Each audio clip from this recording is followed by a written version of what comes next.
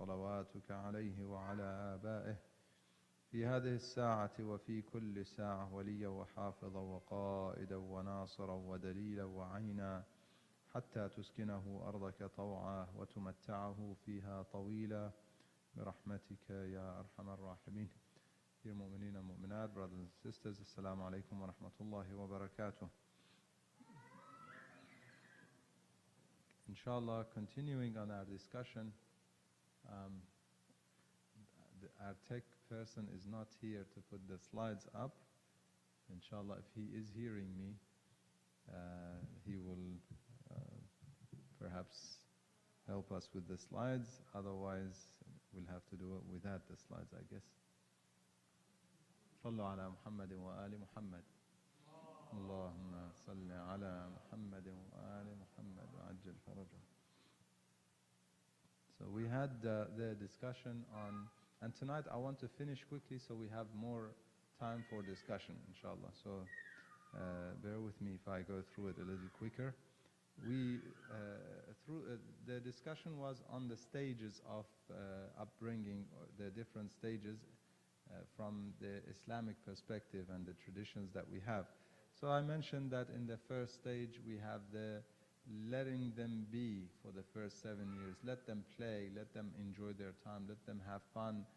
Little negativity or none if possible, no physical punishment whatsoever, no punishment if possible, more of positive reinforcement and so on. The first 7 years we need to try and give them as much love and as much affection as possible in the physical sense, in the verbal sense, in the expressions, in every sense. That way they get to trust us as caregivers and as teachers later on, because if we don't develop that trust in the very beginning of their lives, when it comes to the time when we want to teach them, they might not understand that it's for their benefit. They might think that it is an element of revenge or an element of overpowering them, or certain things that they might develop in their minds because of the lack of love or affection that they have in the first period. So very important that the first 7 years we need to give them as much love as possible and very little negativity, if any. The next 7 years I mentioned that it's the time to teach them. This is the time that they can learn, and this is the time that we can invest into teaching them as much as we can. Yes, every subject is important, but we need to also prioritize right. There are most important and there are less important. The most important things that we need to teach them, obviously, are the reasons why we exist. The reason why we live in this world, the reason why we are here. So these obviously are what matters more. As we read in the hadith, اعمل لدنياك كأنك تعيش أبدا واعمل لآخرتك كأنك تموت غدا. When it comes to this world, yes, teach them and let them develop the earth, because this is why we were created. وَاسْتَعْمَرَكُمْ فِيهَا. Allah subhanahu wa ta'ala wants us to develop the land. So they need to learn science and technology and so on. But at the same time, remember that the deadline of tomorrow is way sooner the deadline of forever. Act for dunya as if you're living forever. When it comes for akhirah, imagine your deadline is tomorrow. كَأَنَّكَ تَمُوتُ غَدًا. So the priority is obviously for the hereafter. They don't contradict one another. In fact, if you teach them right, if you discipline them right, you will teach them the fact that no matter where they search for truth, they'll find Allah subhanahu wa ta'ala. If they search in the laboratory doing chemical experiments, searching for truth, al-haq, the real and the peak of truth, al-haq al-mutlaq, Allah subhanahu wa ta'ala. Wherever they search, they will find Allah subhanahu wa ta'ala if they are searching for truth. That's why you'll find a lot of scientists who are non-believers, as they advanced in their findings and in their knowledge, they came to the point where they could not deny anymore. Yes, they may have deviated from certain schools like Christianity because they deemed it to be against science and technology. They deemed it to be against advancement in science and technology. That's why they had a problem with it, not because they had a problem with believing in as the core of the faith. Now, coming to the second section, we mentioned, or second stage, we mentioned the different things that they need to be taught. Most importantly, we have the ahadith that speak of teaching them Quran, teaching them the ahadith of Rasulullah sallallahu alaihi wasallam and Ahlul Bayt. And I suggested that inshallah we'll do a 40 hadith competition perhaps, or 40 hadith mission, whatever whichever way we can implement it, where we can get our youth and perhaps us, the adults as well, to learn 40 ahadith from Rasulullah sallallahu alaihi wasallam.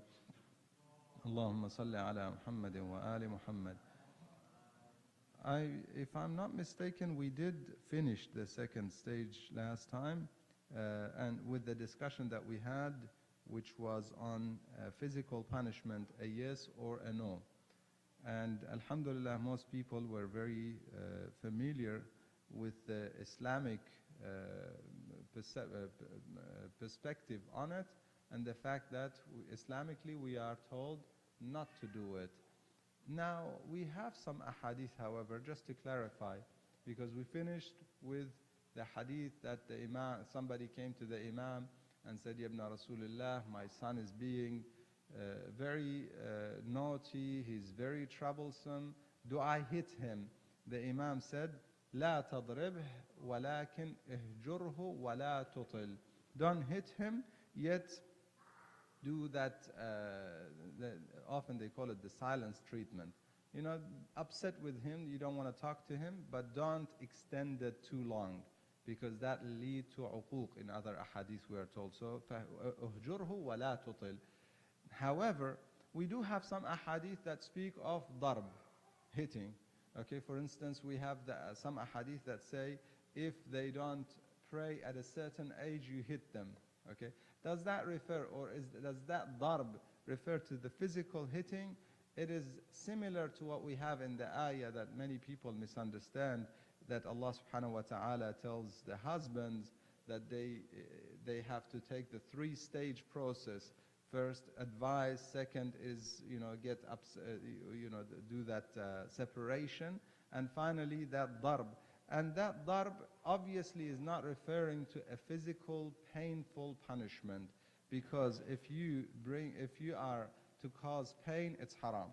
If you cause serious pain, where it's marking or something, it is haram. So what is it referring to? It's referring to another aspect of darb.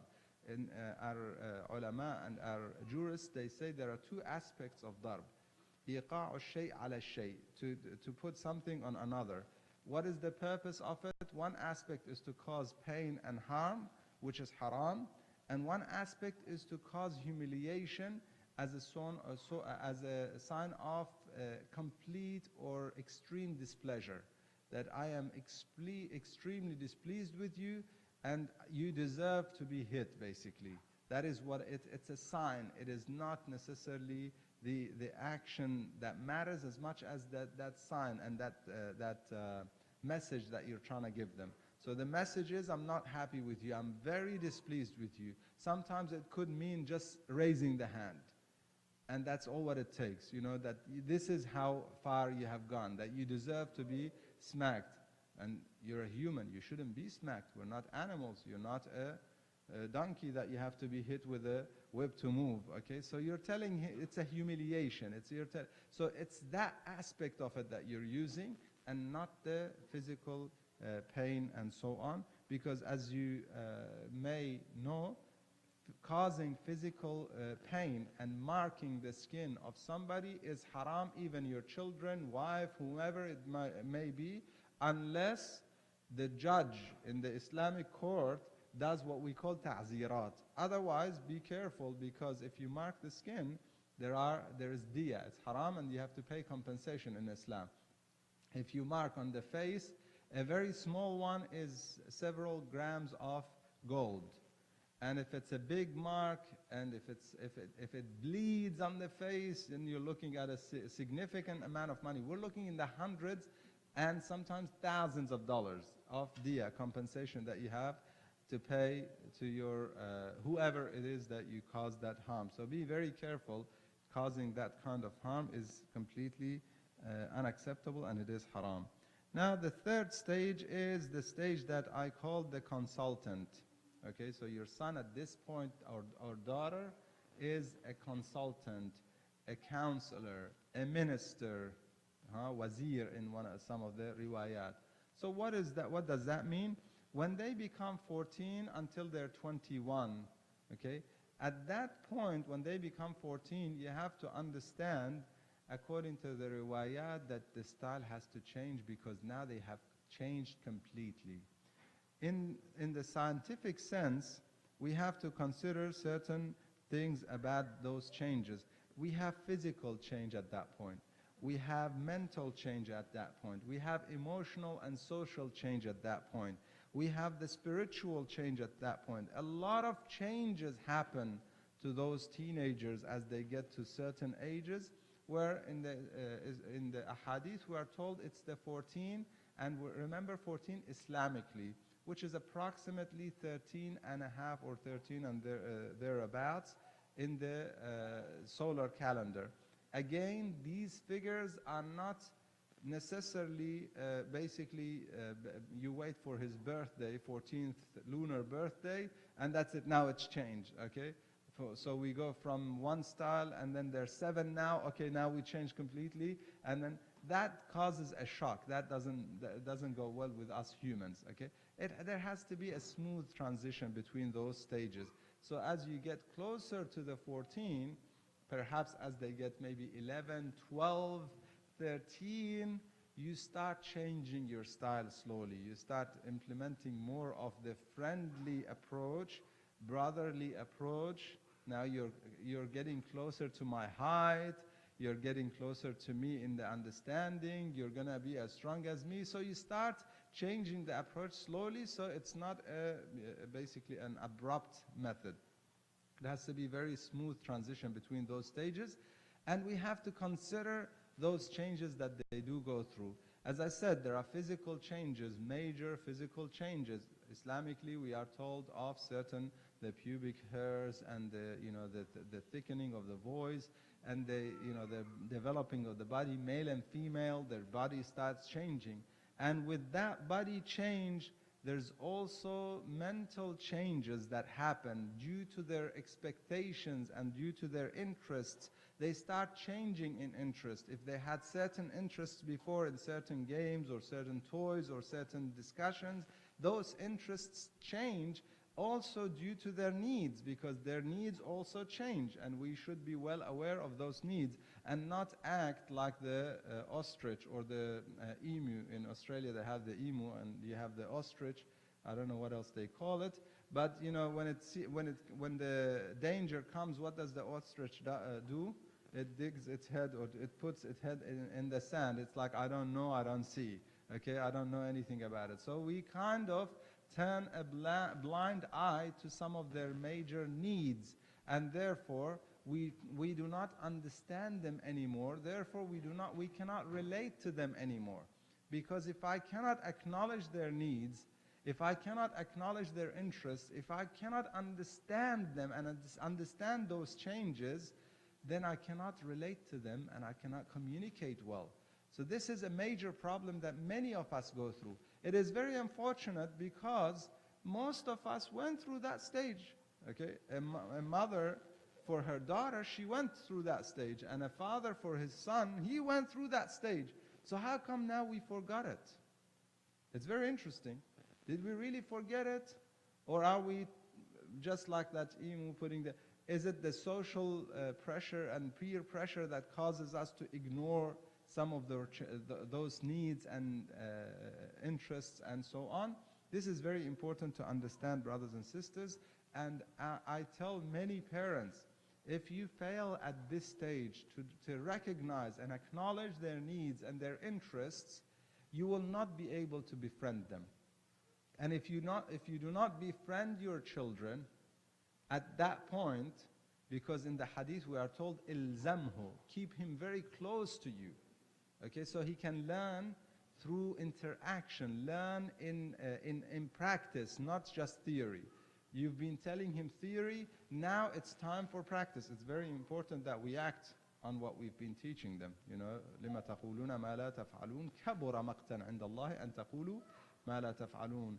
Allah subhanahu wa ta'ala detests those who preach and do not practice. So we need to practice what we preach to our children, and when we practice it, we need to keep them very close to us so that they can feel how it is and live how it is, so that they can learn it in a practical sense. Now, to be able to do that and keep them close to us, we have to acknowledge their needs.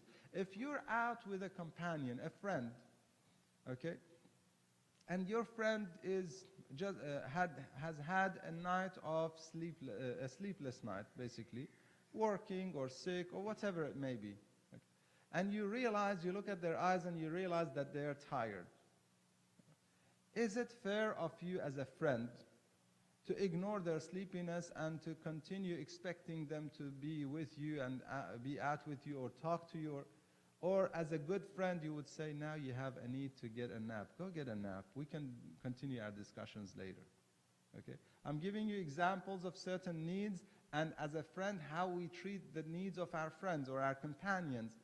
If you know of a friend who's been fasting all day, now you're not fasting, we're talking about mustahab, for example, outside the month of Ramadan, and comes the time of Maghrib, and we have just finished praying, and your friend is obviously hungry, wanting to break their fast and eat something, and you sit with them and talk to them, and just one question before you have your food, just another, what sort of friend or a companion are you? Okay? Now I'm giving you that example to learn how we should be as friends, but that's not my purpose tonight. Tonight I want to say that many of us act like that with our children, with our teenagers, and then we expect our teenagers to be our friends and to feel like we are friends and we are company and we understand each other. Sorry, to them you don't understand, and therefore they don't want to talk to you. This is the problem. We need to acknowledge those needs, and I'm sure everybody understands what I'm talking about. We need to acknowledge their interests and needs, and we need to act accordingly. We need to speak to them about it. This is a whole different discussion that we need to actually discuss. Later on, inshallah, we will have a complete session on this topic. How do we deal with that particular need and those needs that they start having at that time, and what is the right approach? This is a very, very lengthy discussion, but just so that we can conclude the major things that are there for us to do in that time, in that period of their lives. If we can go to the next slide. So we have some considerations to make. One is about companionship and sharing one's experience. In the hadith, we are told, فَبَادَرْتُكَ. This is a hadith from Imam Amir al-Mu'mineen salawatullah wa salamu alayh. Imam Amir, Allahumma salli ala Muhammad wa alayhi. Speaking to Imam Hassan alayhi salam, his son Imam Hassan, and he is sharing with him how he treated him. He says, فَبَادَرْتُكَ بِالْأَدَبِ قَبْلَ أَنْ يَقْسُوا قَلْبَكَ وَيَشْتَغِلَ لُبُّكَ لِتَسْتَقْبِلَ بجد رأيك من الأمر ما قد كفاك أهل التجارب. One of the most important things is that the Imam is saying to him, I initiated the adab, the discipline, before some others start disciplining you. So we have to instigate the discipline before others, and before others start through experience, through their experiences and through your experience with them, influencing you. فتكون قد كفيت مؤونة الطلب وعوفيت من علاج التجربة. That you are then, you are able to deal with those experiences that you meet out there, because I gave you my experience first. فبادرتك, I instigated. In another hadith from Amir al-Mu'mineen, again he says, وَفِي التَّجَارِبِ عِلْمٌ مُسْتَأْنَفٌ. Very important. Musta'naf is in advance. Okay? You do something in advance. For example, certain things we can't do in advance. Can you pray for tomorrow, for instance? We can't do that in advance. But certain things we can do in advance. We can be prepared, or we can prepare ourselves for what could come up, what may come up. We could prepare our children with experiences, with giving them our experience, sharing with them our experience, so they don't have to fall in the same holes or traps that we fell in. Okay? If I made a mistake in my youth because of my lack of experience, I don't want my children to fall in the same mistakes. I want to make sure I give them my experience, share with them my experience, so that they get the knowledge in advance. علم مستأنف. This is one issue of consideration. The other issue is to teach them. Al-Imam al-Kadhim alayhi salam, importance of teaching and giving them more and more knowledge. See, at this point, as I said, they have changed so much. And part of those changes is that they are lost in terms of their future. Where am I heading? What am I going to do? And remember when we discussed about the stages of development, that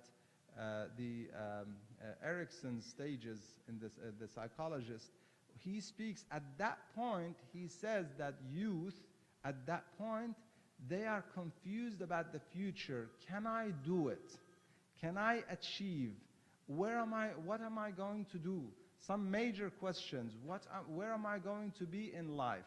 These are major questions. At that point, you need to give them that extra support and help, and teach them constantly. In the hadith we are told, Imam Kadhim alayhi salam, he says, if I saw a young man from our Shia, from our followers, not doing tafaqquh, not seeking knowledge, okay, not constantly seeking knowledge, لَضَرَبْتُهُ ضَرْبَةً بِالسَّيْفِ, I would have struck him with a sword. It is an expression, not to be taken literal. It is an expression of how significant this matter is, how significant it is that we are teaching them and they are learning at that point. Because basically in that period of their lives, they have so much that they can learn, yet because of their confusion, often they go after things that waste their time and their life. When they are in the prime, it is the time that they can gain so much knowledge. Believe me, brothers and sisters, if you find big inventors in this world, you'll find that it is during that period that they were very busy studying.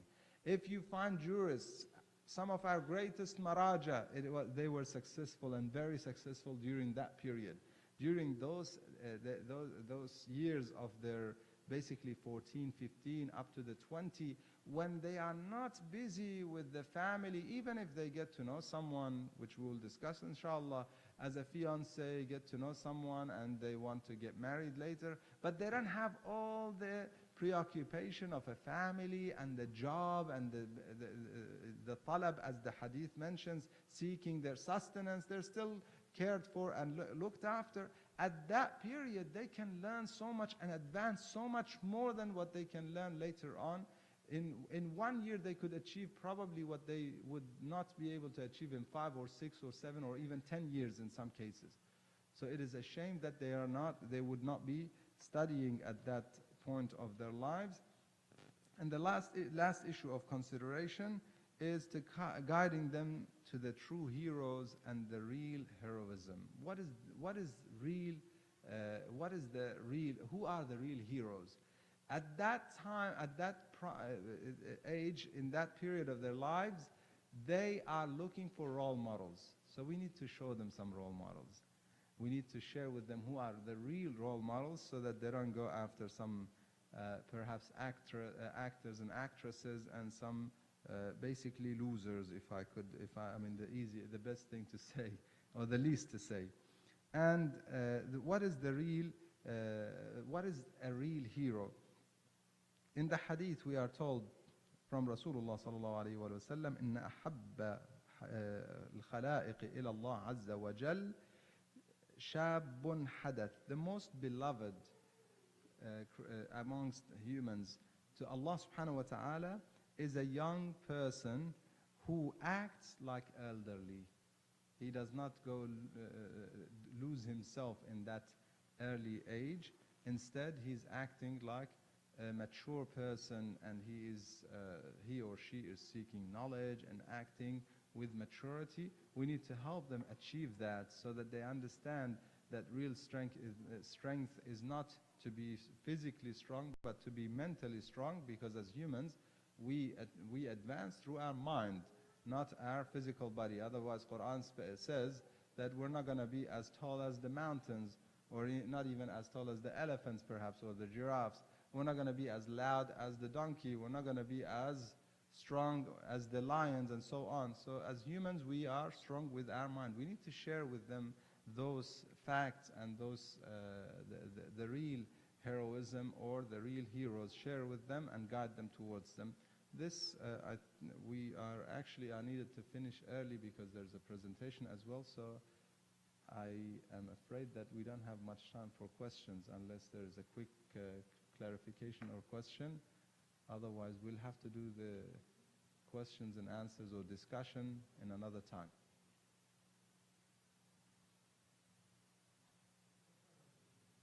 Did you have? No?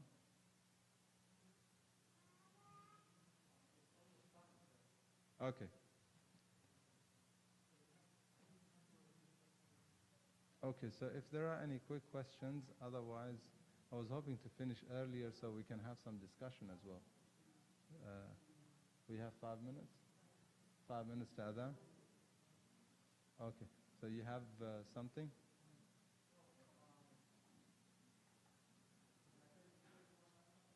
We'll have, inshallah, because Sayyid has something to share with us, inshallah, we'll have another time during the month, inshallah, we'll do actually dedicated Q&A. So I won't be speaking, we'll just do Q&A. Unfortunately, the time is short, and the topic is not a very simple thing to just go over it shortly. So we'll finish, inshallah, with Salat ala Muhammad wa Ali Muhammad. Allah.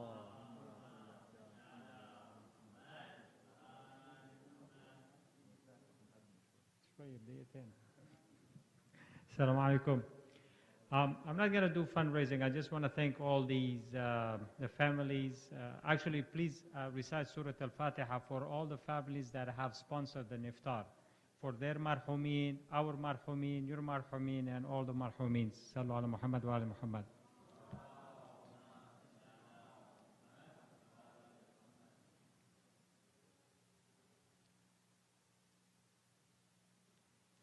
And also, want to thank all those that are involved in cleaning on the men's side and on the women's side.